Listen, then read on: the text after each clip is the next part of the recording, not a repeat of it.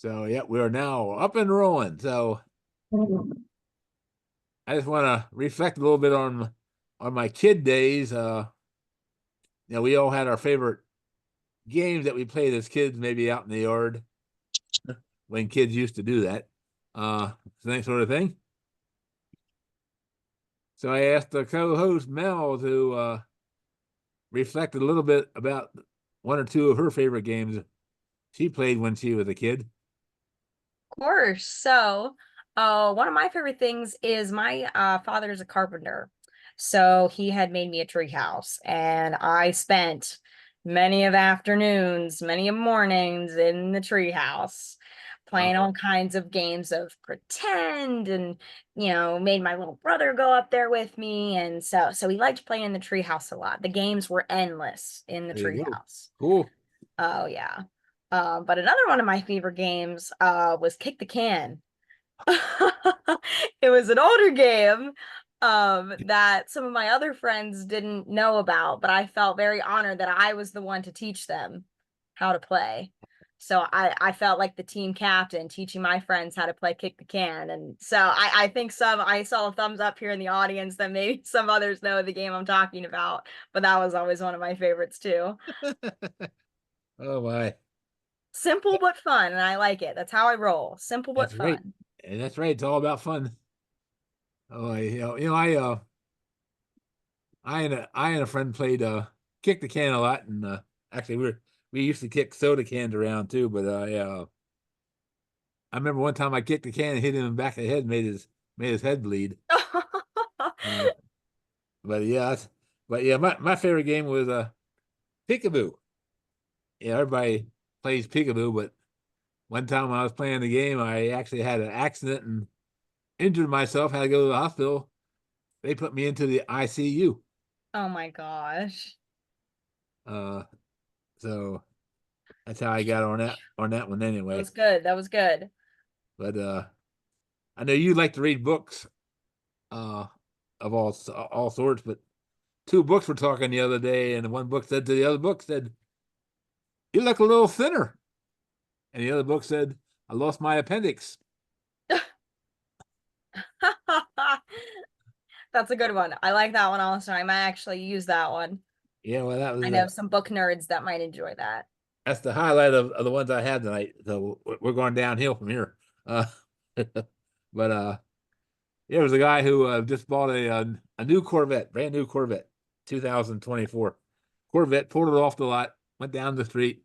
Of course, he got pulled over by the state police and for speeding a little bit. And the state policeman came up and talked to him, and, about what he did and all that. And the state cop said, "Now listen, it's Friday. I got 30 minutes left on my shift. Um, if you can come up with an excuse that I never heard of before, I'll let you go." So the old guy kind of thought for a minute. He said, "The reason I was speeding was, good many years ago, my wife ran off with a state cop, and I thought you were bringing her back." So I guess he got off on that one. And for the mathematicians in the room, we have Dick Cooper used to teach math, but I helped a guy out the other day. He pulled into the parking lot. He was driving a 4x4 truck, right? And so it had 4 times 4 on the side. I thought it was an unsolved math problem, so I took a magic marker and wrote 16 behind it. I hope he didn't mind, but anyway. Oh So, man. so anyway, so you've been doing well since we haven't seen you in Zoom. We haven't seen each other in Zoom for a while. So Yeah, for a yeah, little bit, just staying busy as always. and doing a little vacation here and there. Uh, kind of. I had a little coaching trip. I wouldn't know if that's vacation or more work, but Okay. All right. All right. Let's move on to our introduction tonight because we have a big announcement for you uh, tonight. You're going to find out here in a moment. But this is the Zoom Rock Room, and I actually forgot to look what number we're at right now. We're probably about 129 right now. This is edition 129 or so. And of course, we have always been sponsored by Lair Architect, Paul and Marcella Lair in Lake Havasu City. And if you ever need any work done, they're not licensed in Pennsylvania, but if they ever need anything done out in Arizona or um, Massachusetts, contact them at lairarchitect@yahoo.com, or just email them and say we really appreciate the Zoom Rock Room because they make it happen each and every year so far. Here we're in our fourth year now here, so just say hi to Paul and Marcella. You know, this is the big announcement. We have a brand new sponsor on board, and he is based in Lancaster, as you can see there on Columbia Avenue, which is the Route 462, and called Retro Rocks. And we welcome Steve Hess and Retro Rocks coming on board. He's actually already given me some specimens for our October quiz that you're going to be seeing on our schedule here in a couple of moments. But Retro Rocks is very unusual. He used to be called Extinctions and dealt a lot with fossils and some minerals and rocks. But he has now combined rocks and records and tapes, CDs. Okay, so if you're looking for a an old album of your favorite group as a kid, or a CD, go in there and shop for your favorite records or CDs, and half the store is also made up of minerals, rocks, and fossils. So Retro Rocks, 1809 Columbia Avenue, which is just on the west side of Lancaster, not too far from where the Channel 8 studios are located. So here's what Retro Rocks looks like. His record collection with the rocks in the center, there in the front.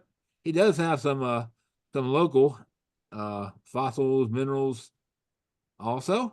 In fact, I think he has a table dedicated to Pennsylvania.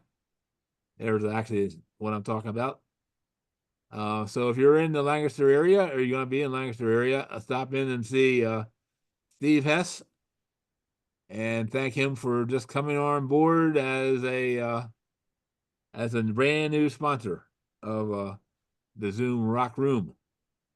So I can testify that the specimens that he gave me for the October quiz night is they're rather spectacular, actually.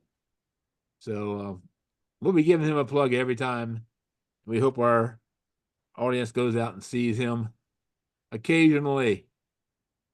Dirt Man, I think he's in the room now. So Andrew's on board. The Dirt Man reports are posted on YouTube, and we always appreciate what he does with the videography and helping to publicize the Zoom Rock Room.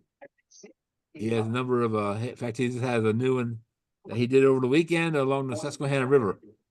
So you may check those out. Buttonwood Nature Center in Waynesboro, okay, they still call themselves the home of the Institute, which was the original Renfrew Institute, but now they're called Buttonwood. And they have acquired a beautiful parcel of land. And right now the bridge is being renovated to get to access the property. And once that bridge is done, the property will be officially open to the public and the school groups to get school buses over the creek. And Buttonwood will become really, really close to a reality, as many people have visualized in the last 5 or 6 years. So check out Buttonwood. They are on Facebook also, and you can become a member of the Nature Center and just find out all their programs that are occurring um, through their Facebook page. Wade Kraut with the Red Lion telescopes. He's out there selling. Actually, has a lot of models set up at his house outside of Red Lion. And so, if you want to go and look at a telescope and actually walk out the door with it, Wade's the guy to go see. He can get you a good beginning telescope, or if you're really a serious astronomer, you can buy a pretty sophisticated model too. I know Wade's been working with some astrophotography.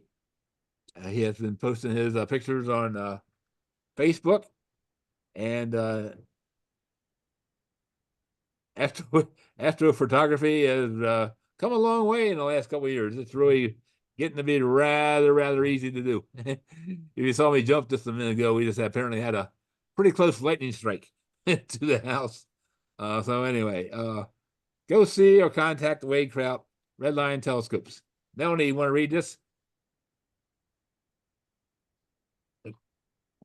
I started talking while I was muted, my mistake.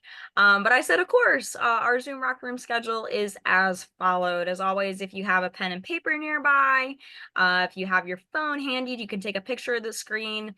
But we're already getting into the fall. So our next episode of the Zoom Rock Room is going to be on August 20th. With Jeri Jones, of course, our very own. And then, like I said, we're already into the fall. We're into September and October. September 3rd, September 17th, October 1st, and October 15th, with some different categories of program, whether it is October 1st, the nature trivia game with prizes, or the Geology at Gettysburg campaign. So there's a lot of stuff coming up that you might want to tune in for. We'll always welcome you. And September 17th with Dr. Jennifer Pomeroy. She's with York College of Pennsylvania and geography. So she's going to be talking about maps historically and what's coming up in the future with maps and what you can do with maps these days. And actually, I believe I won't be around, but Mel will be hosting that program that night. So if you ever want to give anybody a hard time, that's the night to do it. Okay. Please don't. I'll be out fighting my own battle of Gettysburg at night. So anyway, that is our schedule.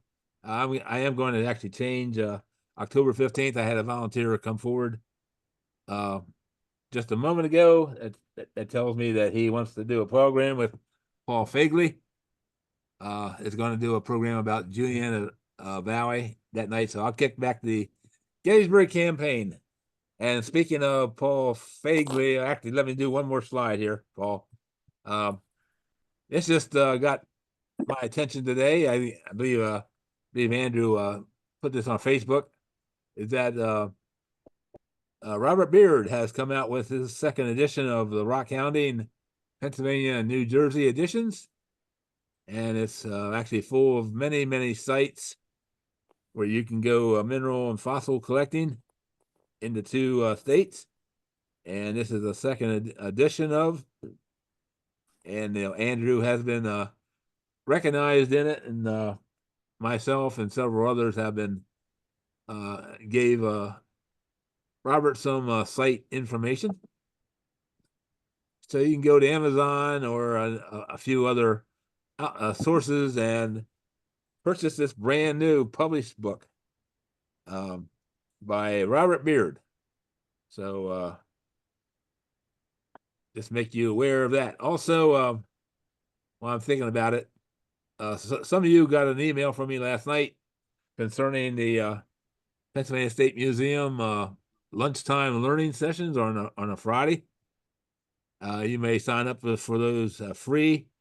The next one coming up actually is also going to pertain to maps from a friend of mine who's at the Pennsylvania Geologic Survey about how maps are made and the technology in making the maps. Those are all free. the group that did not get the email yet, they'll get that later tonight. I've been having some email problems with Xfinity. They think they think I'm sending out spam, so they actually close me down when I get repetitive on sending out similar emails back to back to back. So I think I got it figured out how to get around that. So anyway, that's our intro tonight. Paul Fagley does have two announcements to make. Go ahead, Paul. Okay, the first one, I know there are some room members that live in the western part of the state. This Saturday and Sunday, and hopefully Debbie doesn't crash the party on it, I will be doing a charcoal burn at Rose Point Park. It's near Slippery Rock in Moraine State Park. It's a private campground. So I'll be out there if anybody wants to stop by and see what a charcoal burn's all about. And the other one I want to talk to is, and I'm putting a link in the chat, our local PBS station, WPSU out of Penn State College, has a program series called Keystone Stories. And last year they filmed one on state parks, which included some commentary on the Civilian Conservation Corps that developed a lot of them. And I was one of the main featured guest speakers in this episode. And I provided the link for you there if you'd like to see it. And why I'm highlighting it is I just found out here in the last week that this particular episode has been nominated for an Emmy Award for Best Short Historical Subject. So I'm kind of excited about that. Hope we win it, but at least right now it's a nomination.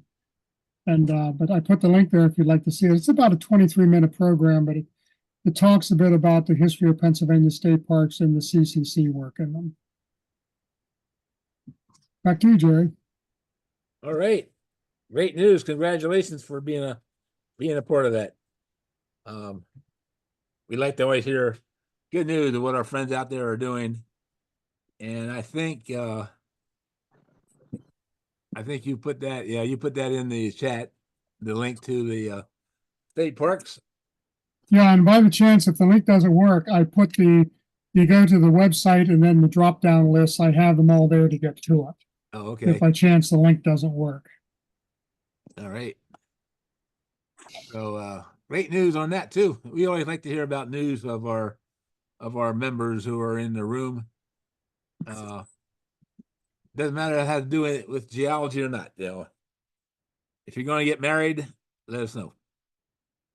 We'll send you some cookies or something. I'll announce one thing if you can hear me. Yeah, go ahead. All right, I've got a new Dirtman report coming out very soon. As soon as I can get Steve Lindbergh and Mr. The owner of Coral Caverns, Mr. Bill Van Deventer, to approve it. You all have seen this a million times now, but after the Rock Room episode where they did the presentation on the Coral Caverns, I got involved with them. They wanted to use it for the actual visitor center there. So I edited it for them, ended up being able to go out there, visit with them, and I filmed the whole story of sponges, extinct sponges. So that's going to be coming out soon. Kind of get into the comparison of stromatoporoid versus stromatolite. So it's going to be very informational, and as long as I got all my facts straight and Steve Lindbergh gets back from Alaska tonight and says it's all good, it'll be coming at you on Facebook and YouTube. So I just wanted to plug that. You say something about Alaska. I always wanted to go on that Alaskan cruise. Yep. You have to ask Mr. Lindbergh about that when although I don't think he did a cruise this time though. But yep. Also wanted to, before we get into our program, our brand new website, Jones Geo, is being built and it's being added to every week. So the new website is jonesgeo.us. Very easy to remember. JONESGEO .us. And there's some things on there already. There's going to be more things added, include the Zoom Rock Room videos very soon. So without further ado, we're going to get into our program tonight. And I'm not going to introduce the speaker tonight at all. And I think you should be able to see that. This is a program that basically I just put together for the Zoom Rock Room, although it may have some other appearances now since I have it developed. So something I knew about for a while, I just didn't really put it into a program, but to share. But some interesting stories that you're going to come along here historically to learn about are meteorites that have been found in Pennsylvania. And I don't know how many people are going to guess how many meteorites have been found in Pennsylvania. But it's less than 10. And actually, there's one state on the East Coast that has never had a meteorite found in that state, and that is just to our east, called Delaware. So, and the most meteorites found in the state, I do remember this from before, state of Texas. So anyway, meteorites in Pennsylvania. There's our website, jonesgeo.us. You can keep tabs on where I gotta be or where I'm going to be and what we're doing, sort of thing. So many people, most of you, probably been outside at nighttime, a nice clear night. Maybe you've been to Cherry Springs State Park or even out in the Southwest in Arizona, New Mexico, where the skies are just incredibly clear and you can see shooting stars, meteorites, or meteors all the time. Sorry about that, but um, they're pretty spectacular. And of course, when you see a meteor, you can start singing the Starry Starry Night song, or you're supposed to make a wish. I don't know if your wishes ever come true or not, but that's supposedly the story. So before we get into the Pennsylvania, though, I thought I would make I would educate you a little bit by telling you the difference between a comet and a meteor, because there's still some people that might not call the right one, right? So here's some fast facts about comets, other than being the detergent that you clean a sink out with. They are actually nicknamed dirty snowballs because that's basically what they are, a big ice ball with a lot of dirt, chemicals on it. And they are small, icy solar system bodies that are out gases, and they orbit the sun. That's the key right there. They orbit the sun, just like everything in our solar system is going around the sun. So dust, ice, carbon dioxide, ammonia, methane, and a lot of other chemical elements are included. And they are leftovers from the formation of the stars and planets basically billions of years ago. And you may have heard of the Oort cloud, way out past our planets. And this is the birthplace of some of our comets. And again, they are put into orbit around the sun, just like this. And most of our planets have a not a circular, but they're kind of slightly elliptical orbits around the sun. Well, comets are very elliptical orbits around the sun. In fact, they cross the paths of the planets. So this is actually the path of Halley's Comet. It takes it 76 years to make one orbit, so that's called a period. So in 19, it will be back in 2061. That's what I was looking for. And but anyway, when the comet goes around the sun, the solar wind pushes the tail away from the sun, and that's our best chance to actually see the comet when it's getting closer to the sun. So there's been several comets in the last couple of years that were, I would say, just visually barely visible by the naked eye. You needed a pair of binoculars to really see it. There were several, of course, back in the early 2000s that were really spectacular. So anyway, comet goes around the sun in a period orbit sort of thing, short period or long period. A meteor is a chunk of rock. Again, it could be left over from our formation of our solar system. It might be broken off on an asteroid, and just junk left over. And in technical terms, as this chunk of rock, by the way, which most are very, very small, are in space, they're called a meteoroid. Yeah. When they hit our atmosphere and you start to see them disintegrate, they are called a meteor. And of course, if they hit the ground, it's a meteorite. So a lot of times you'll see a meteor used. By definition, you're seeing it on your screen, where it has to be called that certain term, meteoroid versus a meteor. So there's been cases where meteors became meteorites and paid unpredictable visits to, in this case, to a roof of a house,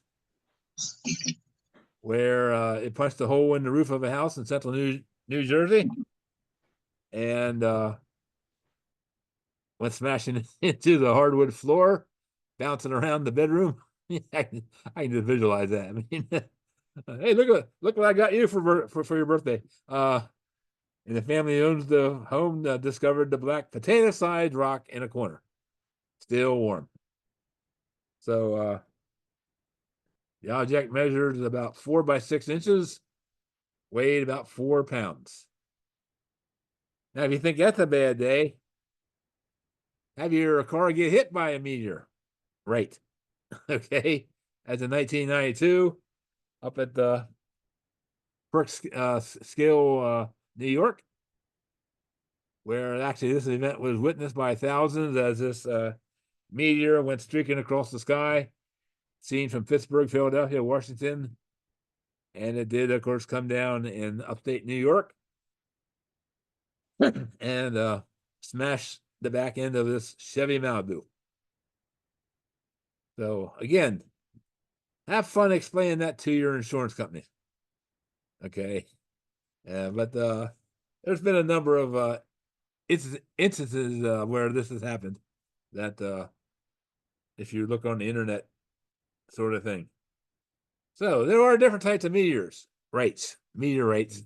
Okay. This, as you're going to see, this can be broken down into very much more detail, but generally speaking, there's 3 types. We have an iron meteorite, of course, almost made entirely of the iron nickel. Remembering that the core of our Earth is made out of iron and nickel, and so are our other planets and moon do have an iron nickel core. Okay. Stony meteorites are made up of rocky material. They are the most common type of meteorite. And again, there's a further characterized down to a chondrite or an ecrodite meteors. We're not going to get so much into that. And then there's a stony iron meteorite. They're about equal parts between iron nickel and silicate minerals. They are the rarest type. So if you find a meteorite, you might want to say right away, well, the most common is the stony. And you might be right. So here's some pictures of some neat meteorites. Iron meteorites have this structure. It's called if you're German, a Wittmann-Statten structure, or the Thomson structures, as we are called. These are iron and nickel crystals that have been grown together, weaved together, and are visible when you slice the meteorite. This will be quite visible, and this is actually a characteristic of an iron meteorite. You'll see this structure. Of course, name from a German, Wittmannstatten. If you're a German, Witt, not Wit. So that one was found in Kansas. Here's another iron one from Sakhalin, Siberia, 1947. That weighed 3 pounds. And again, now I just included this because there's a word on here that we're going to be using a lot when we get to Pennsylvania here momentarily. The chondrites. It's actually a type of a stony meteorite. Okay. And it's basically grains that are glued together. These other ones we're not going to really talk about because we have not found those in Pennsylvania as far as the types. And we have found an iron meteorite in Pennsylvania, yes. So there is iron and nickel. So some stony meteorites from Australia that weighed basically about 1/10 of a pound. So it's very small. There's no scale on that picture to give you the scale. Here's a cool looking stony from Lady, Mexico. This was witnessed. That's what it means by a fall. 1969. And it weighed 2 tons. The whole thing. And that's a carbonaceous chondrite, which means there's some carbon, some other minerals mixed in with it. 28.8% iron and silicate minerals, the rest of it. Here's a chondrite type. Now you see the grains that are glued together, okay? They're not modified by melting of a differentization of material, but they are composed of rounded small granules and are the oldest meteorites dating back to 4.5 billion years old. So again, this material's been around since the formation of our Earth and actually our solar system. Most common type, and in the database, there's about 25,000 of these specimens plus listed. So if you have a piece of rock, you think it's a meteorite, you're looking at these distinguishing features that I'm showing you. Does mine have that thing? So anyway, here's just one more chart. Chondrites, they're relatively unordered aggregates of primitive solar material matter, unmelted asteroids, chondroids, which are the grains usually present, and they're 86% of the falls that we see. Down to iron meteorites, processed by melting. They are actually originally were the asteroidal core. About 7% of those that we see fall are iron meteorites. And then we have the stony iron meteorites, which are processed by melting. Again, this is the core mantle boundary of an asteroid, so it's a little bit closer to the surface. And that's about 1% of the falls are the stony iron meteorites. So again, chondrites, that's the most common meteorite. All right, I just put this in because it's kind of interesting. Because this is how I experience these too. Yeah. Meteorites are extremely rare. Nearly 100% of all finds brought in by the public turn out not to be meteorites. And in Pennsylvania, most finds are either slag from old blast furnaces, pieces of iron, or other artifacts of the region's metal industry. That actually is a quote from a University of Pittsburgh geologist not too many years ago. And I kind of relived the same thing. I've looked at a lot of specimens where people thought they had meteorites in their hand, and they weren't. Most of them actually were slag. And if Steve Lindbergh was in here tonight, he would tell you that on the PA Rock Hounding Facebook page, slag is very, very common that needs to be identified. And then at Pitt, they continued on and said, keep in mind that you most likely do not have a meteorite. At Pitt, only one person in 40 years has ever brought in something that turned out to be a meteorite, and that person was a geologist. So, as I said, very rare.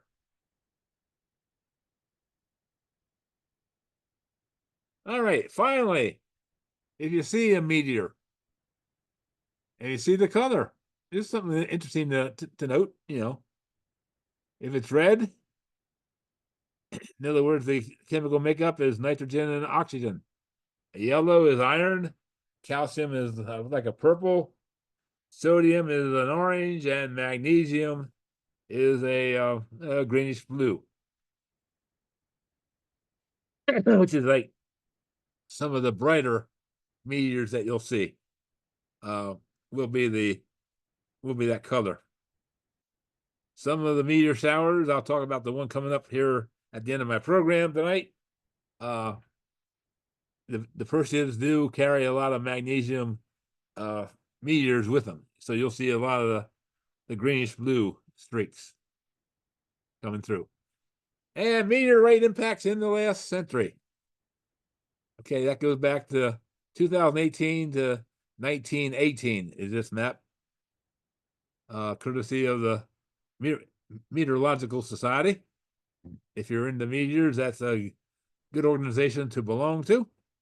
But you'll see the cluster of the meteorite impacts in the last, like I said, back to 1918 to 2018.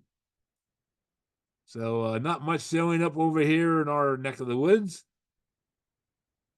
The Midwest, yes, there's Texas. I told you Texas has a number of meteorite finds. So that's kind of cool. Biggest meteorite discovered in North America. Willamette, Oregon in 1902. 31,200 pounds, folks. Can you imagine getting hit by that or having your car swallowed by that meteorite? And we all know about the meteor crater in Arizona, perhaps. And maybe some of you have been lucky enough to be there from this 50,000-year-old strike of a meteorite that was calculated to be about 150 feet wide. It's amazing to me how this meteor came down and it did not disturb the visitor center. That's sitting right there yet. So the meteorite missed the visitor center. But I was lucky enough to be there in November. And here's one of our pictures taken from the observation deck. Again, it doesn't really give you the size. Obviously, I can't get the whole thing in one camera view. But the walls are actually 550 feet tall. And you can put a number of football stadiums into this crater. They do daily walks around part of the rim on non-windy days. The day we were there, wind gusts were predicted to be up to 80 miles an hour. They weren't quite that high when we were there in the morning, but they were howling pretty good. Enough that really hard to hold the camera still. But if you're in Arizona near Flagstaff, it's worthwhile to trip out to see it. It really is amazing. They have a great museum there and a theater. And there's the Hollander part of the Holsinger meteorite, as it was called, that made the crater. This is the largest piece that they had recovered that you were able to obviously touch. Okay, here we go. Meteorites found in Pennsylvania. There's actually a book, obviously, and it's put out by the Pennsylvania Geologic Survey. It is online on their listings of publications. General Geology Report G2, first published in 1932, and it was reprinted in 1967. 1967. Written by Stone and Starr. And I picked that. I picked this. I just went searching for the cover of the book online to put this in, and there's only one other person in this room that's here tonight that will appreciate this. There's Catawba College Library. Well, that's the school I graduated from. Ironically, that came up in my images when I typed in Meteorites of Pennsylvania. I said, I got to use that cover just because of Catawba College. So, like I said, there's one member in our room tonight who will appreciate that. So anyway, so much of this information comes from Stone and Star, and some of the pictures I give credit to. But these are the locations of the 8 meteorites that have been found. Obviously, I did not put names there yet because we're going to kind of do a little tour. So obviously, we have one in York County, Adams County, Somerset, a couple in Allegheny, Butler County, Center, and Wycoming County. So we're going to move on here. Start with the oldest documented meteorite, and that's the Pittsburgh meteorite, as it's called.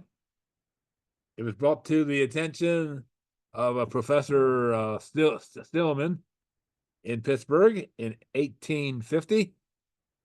He did a little talk about it at the American Association for the Advancement of Science meeting in New Haven, Connecticut, describing it.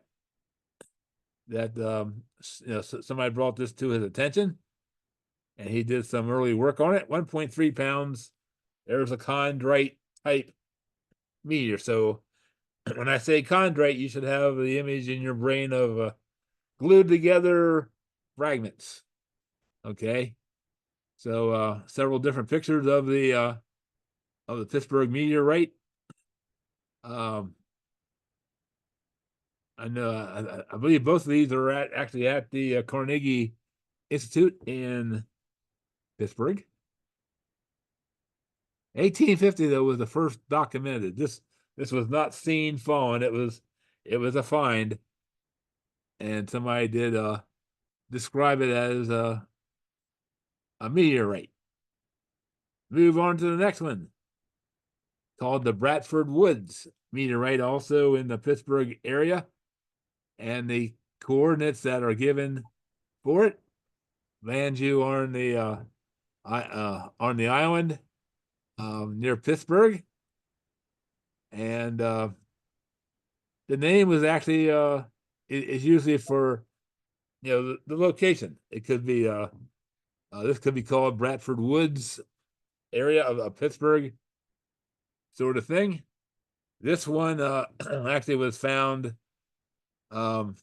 courtesy of a farmer who was plowing his field, and he saw a snake in the field. And back in those days, you had to you wanted to kill the snake, so he grabbed a rock off the field and did the dirty deed with the rock. And afterwards, he discovered that this rock wasn't a typical rock. It was what became known as the Bradford Woods meteorite. Again, this one's at Carnegie Institute, 1886, 1.7 pounds. Again, a chondrite meteor type. So Marsh Hall Township. If anybody in that area knows where that is, that was the locality where the Bradford Woods meteorite was found. Number 3, called Bald Eagle meteorite in Wyoming County. Now, this one was found courtesy of railroad construction. As they were putting the railroad in around Williamsport, around the edge of the mountain, came down to nothing near Williamsport. There were some depressions within the mountain as it was being dug out for the railroad. And most of these holes, most of these depressions were filled with sandstone, which is the basic rock out there. But there was a rock in there that just didn't look the same. That somebody actually did pick it up and have it identified as a meteorite. This is an iron type, not a chondrite. This is an iron meteorite. This is the only iron meteorite from Pennsylvania. So these are historical pictures of the meteorite, and you'll see the structure up here of the nickel iron. This piece has not been cut to bring that structure out better, but if you see that structure on a rock, you're halfway home to becoming a owner of a meteorite in that case. Next on the agenda,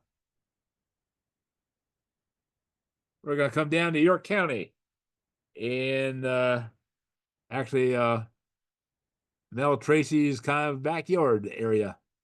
And is the Shrewsbury meteorite. Of course, being in York County, this was a especially for me to kind of retrace some of the history of it. If you know York County at all, there's a valley just east of Dallastown between Interstate 83 and, well, I should say Loganville and Dallastown, called Dunkard Valley, where Route 214 runs through. That's Route 214 running right there. And Dunkard Valley geologically is also known as having the oldest iron ore mines in York County. So iron ore was kind of dominant in Dunkard Valley. And actually, we think the original location of the Shrewsbury meteorite was actually in this field over here. However, where I'm standing, which is 3/4 of a mile away, there were 2 other pieces of the meteorite found when further investigation was taking place. So the first one was found over here. We don't know when it fell.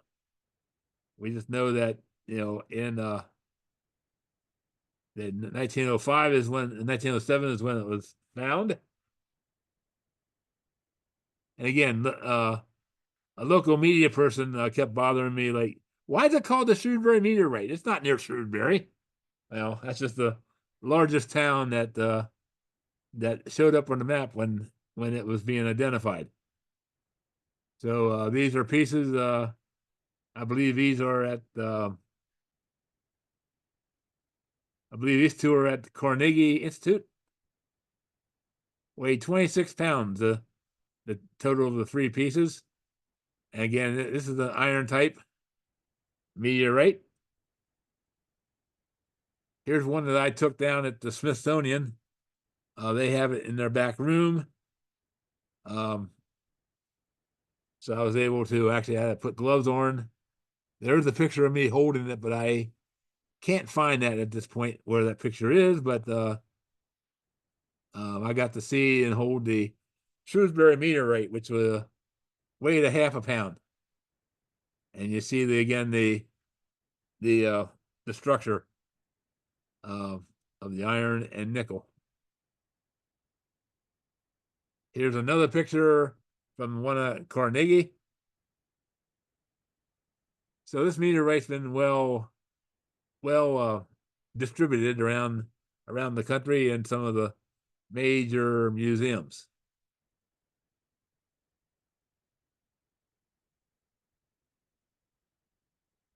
Next one, y'all go right next door into Adams County to Mount Joy. Now, when I was coming up in my career and I started to read about meteorites in Pennsylvania, and I saw Mount Joy, well, it didn't ring a bell with Adams County. Mount Joy to me is in Lancaster County, town, but it was called Mount Joy Meteorite in Adams County because of the township it was found in, which is of course Mount Joy Township. And this was found in 1887. 848 pounds was the total weight, so it's one of the largest meteorites found in PA. And it was discovered when somebody was actually was Peter Malmet that was digging for to plant an apple tree, and he was down about 2 feet and found this big hunk, 848 pounds. Okay, so these are 2 pieces of the meteorite. I'm not sure where this piece is. This was at Ward's up in New York, which I'm not sure if they're even in business anymore. There was an article written in the Scientific America, if you'd like to read about it, December of 1882, by Edwin Howell. You can go online if you're a member of Scientific America and read about the meteorite. But this is the sketch out of the Stone and Star book that I referred to you earlier. About 2 feet tall and about 16 inches thick. So it was a pretty massive rock sort of thing. I think I'm okay. Yeah. And I also did want to bring to your attention, I didn't see this behind my bar up here, is that there is a meteorological bulletin database.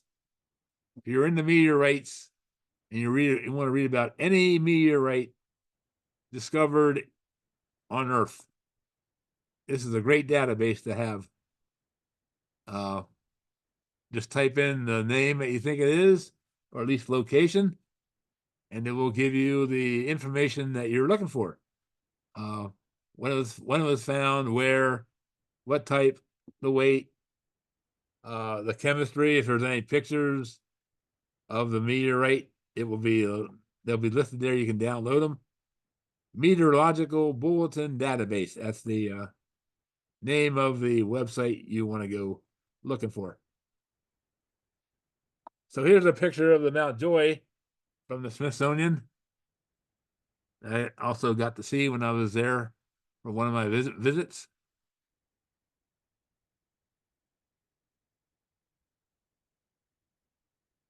All right, next one. New Baltimore. Now, before I move on, I want you to try to remember this for another 10 minutes. Notice how the Shrewsbury, Mount Joy, New Baltimore kind of line up across here. Just keep that in mind. Shrewsbury, Mount Joy, and New Baltimore meteorites line up. I could not find a new picture of the New Baltimore meteorite, but this is of course out of the Stone and Star book. This one was actually witnessed to fall in 1922. 44 pounds, another iron type. And you'll see the scale here, about 14 inches, a little bit more than 14 inches long. And I believe this is actually at Carnegie also.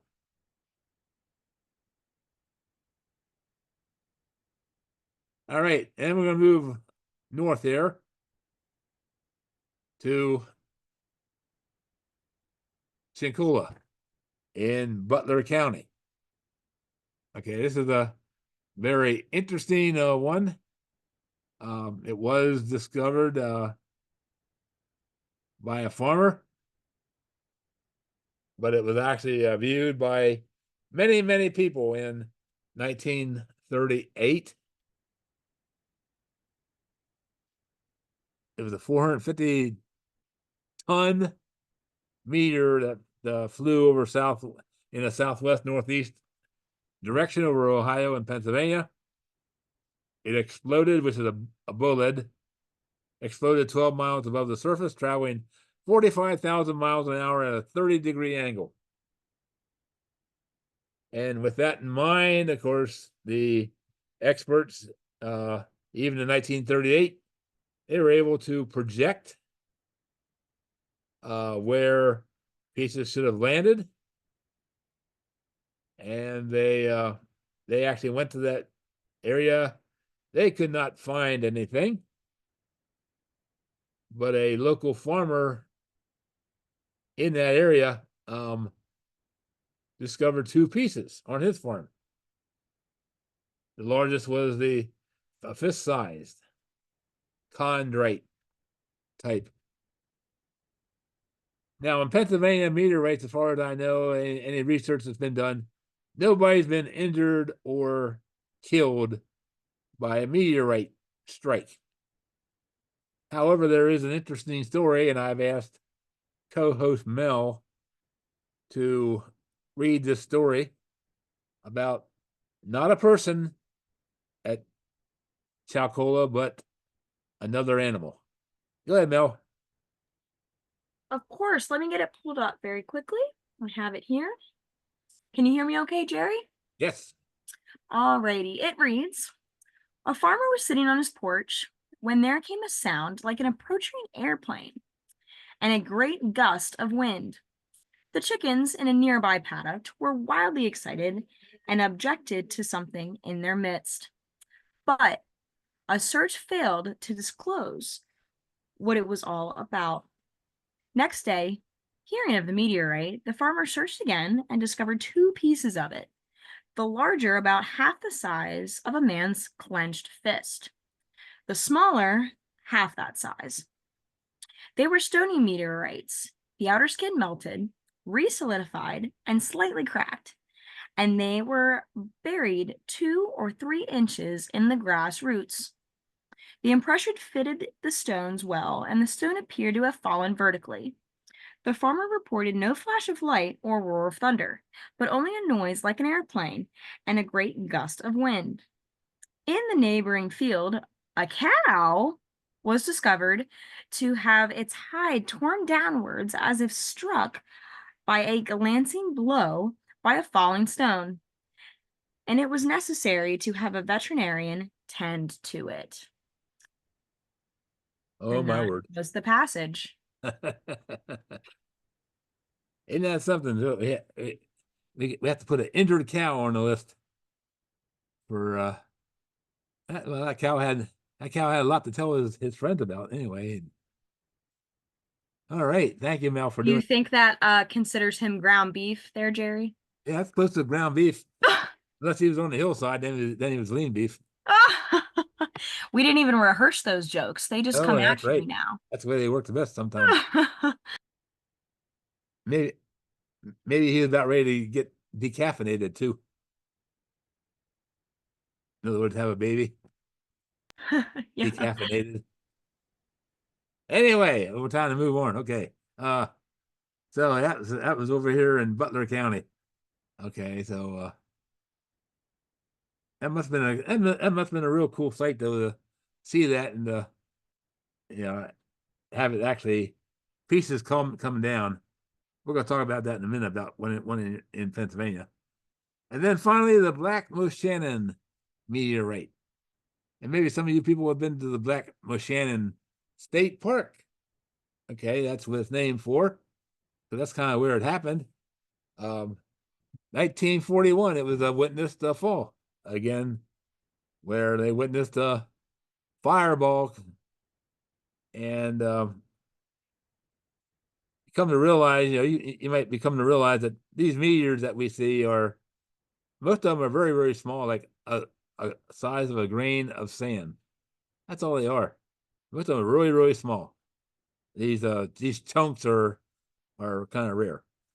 But this is a witnessed fall in 1941, and Robert Reed, who lived outside of Philadelphia, camping at Black Shannon State Park with his son, and they had a rock fall out of a tree and come within 4 feet of hitting the child.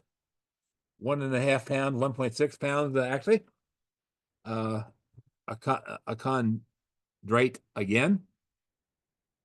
So put one down for Black Shannon for having a meteorite piece found on their property.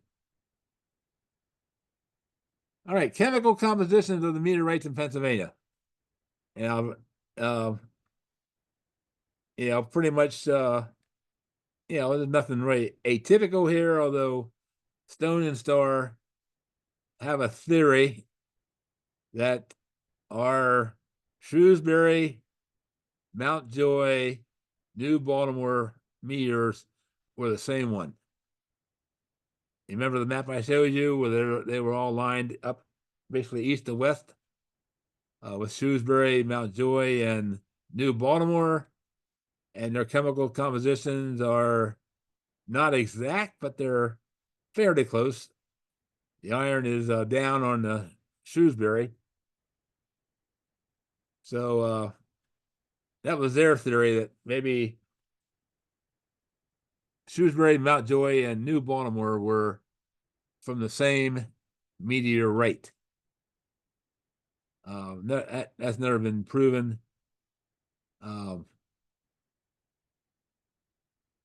Be an interesting project for somebody for sure. Yeah, there we go. All right, I bring this up because this is an interesting thing that happened. I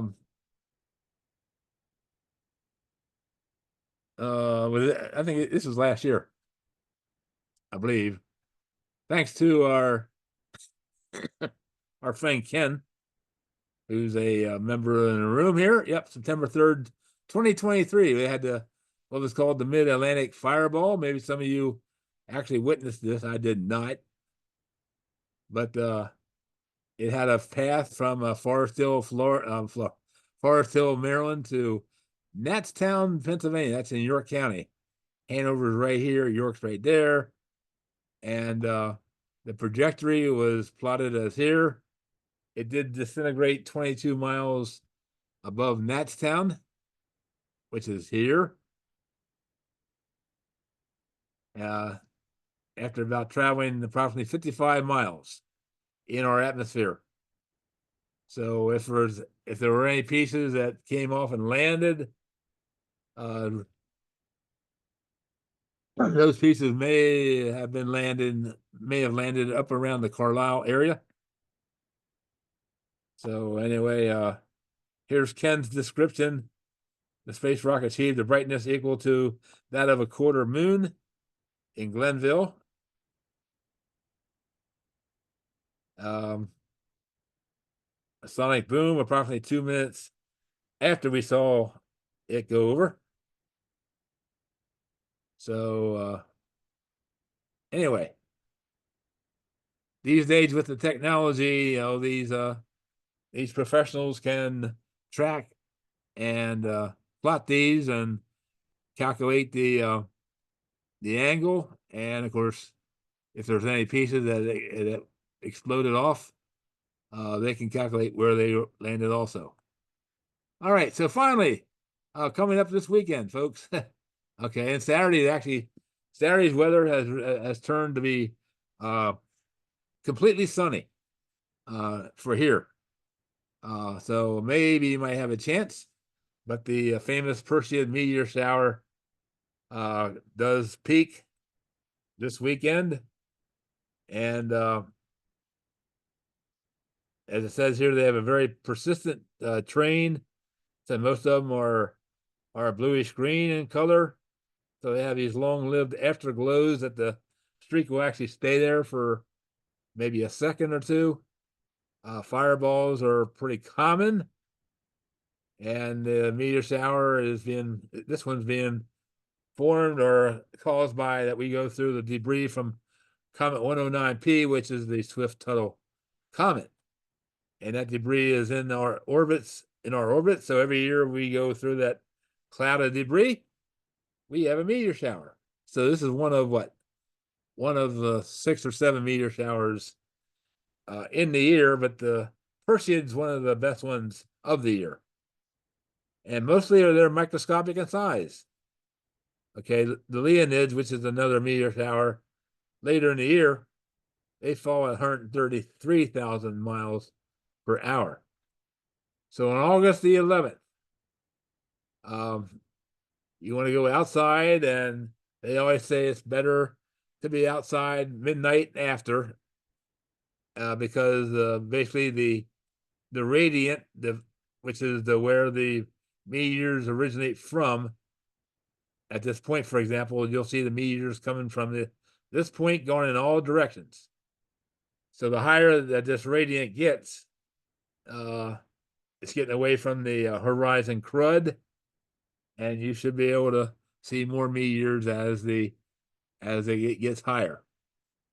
So if you know where Cassiopeia is, which is in this case the W-shaped constellation, if you look to the northeast, down below Cassiopeia is Perseus. And if you can memorize this, is that this line right here between these two stars go down almost to the radiant. Okay, so that's how you find the radiant. So the darker the sky, the better. Okay, I know people. Some people have gone out to state parks. In fact, I believe I did read that Cador State Park is having a meteor watch Saturday night. The moon will set about midnight. It's actually about a first quarter moon, I think. So it's going to be out of the way by midnight, which is good. Make this sky darker. Again, early morning, the best time. Dress for the weather. Of course, if it's cloudy, don't waste your time, right? Make yourself comfortable. Some people do take lawn chairs or even a lounge chair out, lay down, sit down on it, and more of the sky that you can scan, the better off you're going to be. Or if you have a group of you, you all can get assigned different parts of the sky. We did that one time in college, and that was during the Gemionids in December, where we laid on top of the roof of our science building, and we had a crew, so we were able to look at sections of the sky, and every time somebody saw a meteor, they said the next number, like 1, 2, 3, So we had the whole sky covered, and we changed the groups about every hour. We did this for 8 hours, by the way. And if I remember right, by the end of our 8-hour shift, about 5 o'clock in the morning, we saw 820 meteors. So that was the best experience that I personally ever had. Now, if you're into something a little different, take a FM radio outside, and you can actually hear meteors on the radio if you find a frequency where you can barely hear an FM station. It's just barely coming in. Is the best shot, and you will you might hear the whisk of a meteor going across the frequency. If you go on the web and do a search, they tell you how to simply build an antenna that will enhance your experience also. So that's something that I've done in the past too, just for the kicks of it. So anyway, if you're going out observing, do not forget to take your hard hat in case you get hit by any meteorites. So I hope you enjoyed the program tonight. Hope it's educational. First time I ran through it, so I know where to improve it. And thank you for joining us tonight. This will be online and on our YouTube channel a little bit later in a couple of hours. You want to tell your friends and family about it. So if you got any questions, put it on into the chat room if you would. And we'd answer those questions for you. Yes, I have a question, Jerry. Yep. Can you hear me? Yep, I can. All right, thanks. So I was reading a while back about this guy who was over in Scandinavia, and he got into a fight with the government because he was a farmer who had a meteorite fall on his property. And he said that since it was on his property, he owned it, Oh, but the government said it wasn't his. He had to give it up to like an official, institution. right. So my question, if a meteor landed here in Pennsylvania, who owns it? Does it belong to the government, or does the farmer get to determine what they want to do with it? Um, technically, technically, it belongs to the government. Um, in most cases, if you find a meteorite these days, you don't want to keep it yourself. You want to donate it to a museum, well, probably, but technically, it doesn't belong to you because it came from out there. Yeah, and I do remember that story when you started to talk about that. Yes, there's still a fight over it about who really owns it.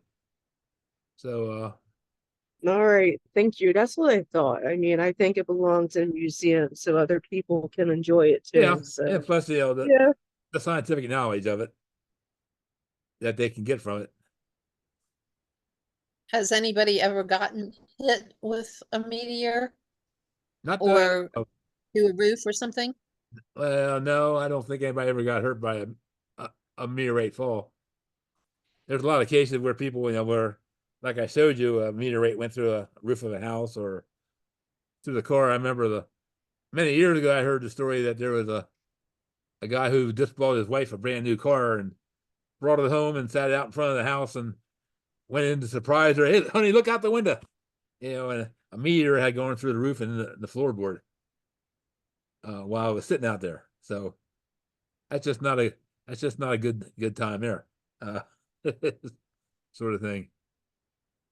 Jerry, there was one where a woman was on a sofa and a meteor came through the house and either hit the floor and bounced and hit her on the couch or Oh. hit the couch or something, but she got hit in the kind of in the backside leg area, I believe. There was one person that got struck by a meteor. Okay. I remember that when I was a kid. I remember seeing that in a magazine somewhere. That would have been back in the 50s or 60s. Huh. Probably, yeah.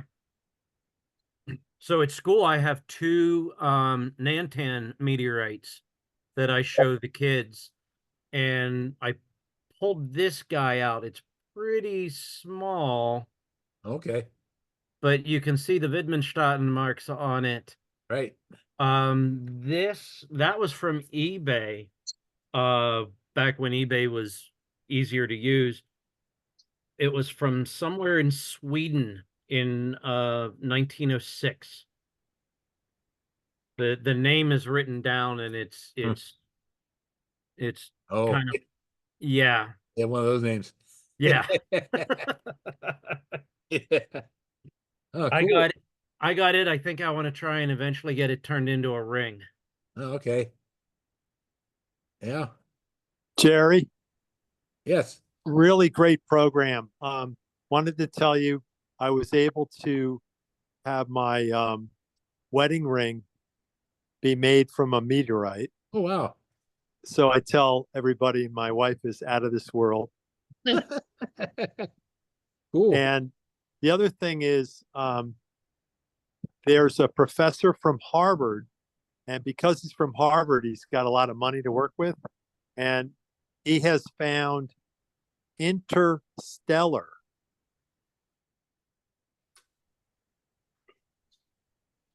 Yep. So the rock origin, his name is Avi Loeb, Loeb. Okay. You want to look him up. It's pretty interesting. Huh. They commissioned a giant ocean voyage and found spherules. I think they're pronounced spherules, Spherules, Right. on the bottom of the ocean in Papua New Guinea. Huh. And there's also a really great meteorite museum in the Atacama Desert. So when you go there to see the stars, there's a really great museum there. I guess it's a good place to find meteorites. Right. Okay. Yeah. That's all. Thank you. Thank you. Thanks for that information. That's good. It was a meteor sighting over well, regionally, but over in Lancaster County at close to the East Prospect Road. That's what I'm thinking about. East Prospect Road exit of a 30, and I saw it. Go over, but then there's a guy who found me who was insistent that we need to go into that cornfield. That's right at the intersection of Prospect Road and Route 462. There's a sheets there now, but he swore it landed in the cornfield, and I said no, it didn't land. It might have appeared it landed, but no, it didn't go, and I never wasted my time. But yeah, so I did see a question. The Lycoming meteorite is actually housed at Carnegie. If you have a special interest in the one at Lycoming, that's the bald eagle meteorite. Although the Smithsonian does have a fairly large collection of meteorites. They have some of those on display in their hall, but they have most of them back in the back room, where you need to make arrangements to go into the back room to see it. And just seeing if there's any other questions here. Andrew, so if the Shrewsbury group was found as a known iron deposit, is there any evidence of the iron that they mine being larger or multiple large pieces?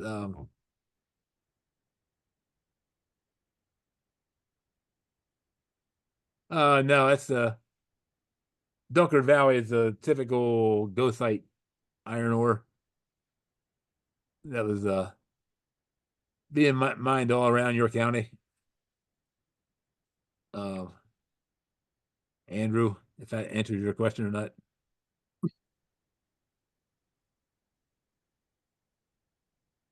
And Andrew also says Maine Mineral Museum has awesome specimens. So, yep.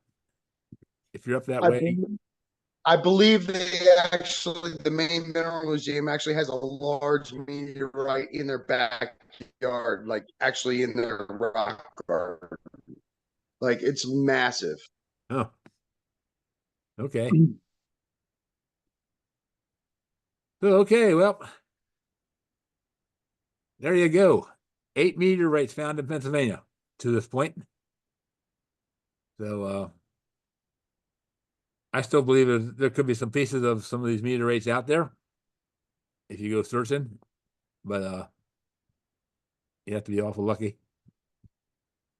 So without further ado, I'm going to ask Miss Mel, you're going to take us out of here tonight. Thanks for joining us, folks. Absolutely. Just like Jeri said, thanks for joining us.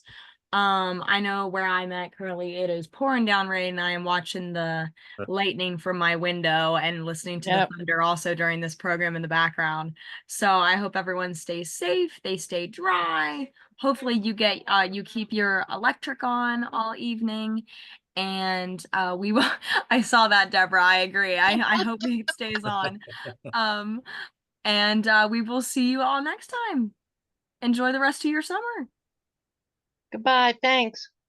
Goodbye. Okay, everybody. Yep. I have to watch the rest on YouTube because I had an appointment. Uh-oh. It'll be on there in a couple of hours at the most. All right. What kind of appointment did you have?